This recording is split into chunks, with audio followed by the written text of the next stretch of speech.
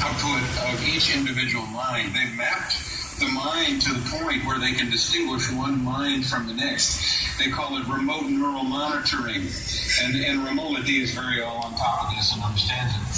I'm still coming to grips with it, but this all goes back to research that this, out of MK Ultra, in the 50s and 60s and 70s, when they were learning all these different techniques, chemical, biological, and electronic, for mind control.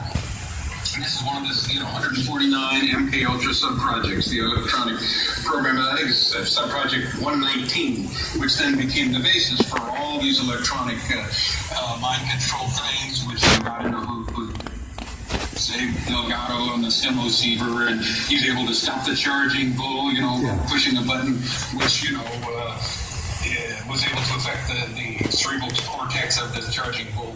And, they figured out which wavelengths and frequencies of energy will cause what kind of moods, and which will cause stress and anxiety. And by the way, these kinds of directed energy weapons were tested and used in the 1991 Iraq War, in which a whole, battalions of Iraqis just, dropped their weapons because they were targeted with these frequencies, which gave them extreme hopelessness and anxiety.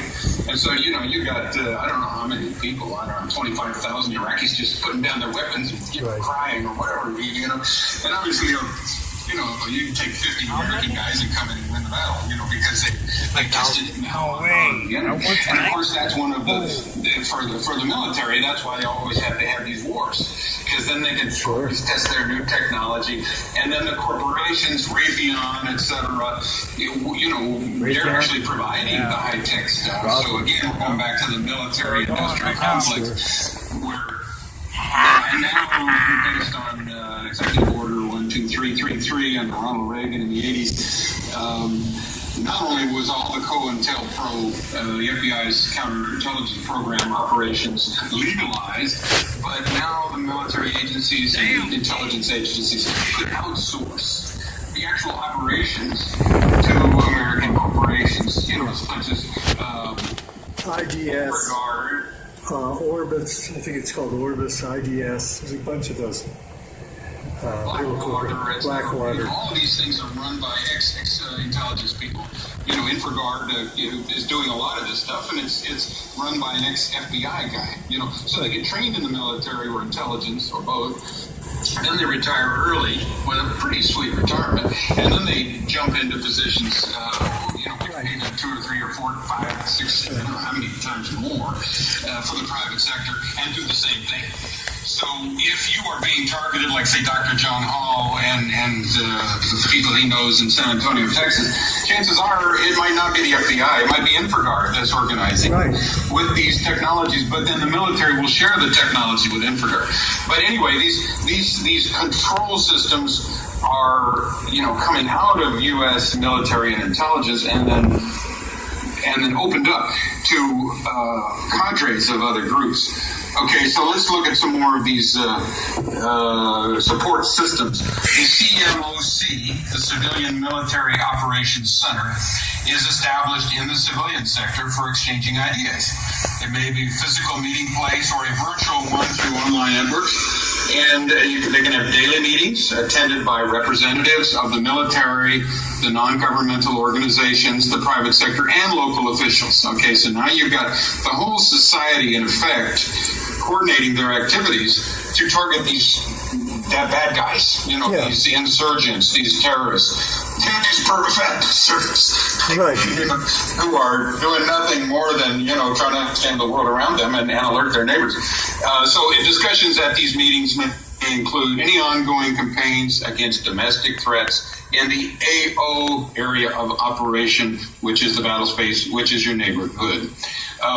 In addition, according to Rich, and I'm quoting him directly throughout here, in addition to using the civilian population and private sector, the military will temporarily take over the functions of the local government, your county commissioners, to address these threats. These takeovers have been described as comprehensive use of intergovernmental, regional, national, local government, non-governmental, and private sector organizations.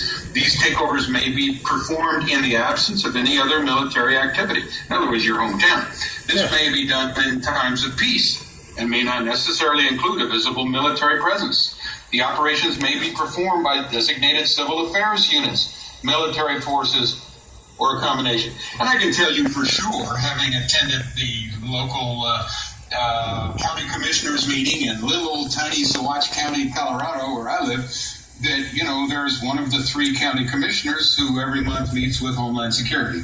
And the Department of Homeland Security will float grants to our little county and say, you know, here's enough money, $50,000, let's say, for this small county to have a SWAT team and to, you know, now coordinate surveillance of the domestic enemy, you know, which, you know, I think is me. Yeah, you. Yeah, me. Okay, so let me go on with what it says here.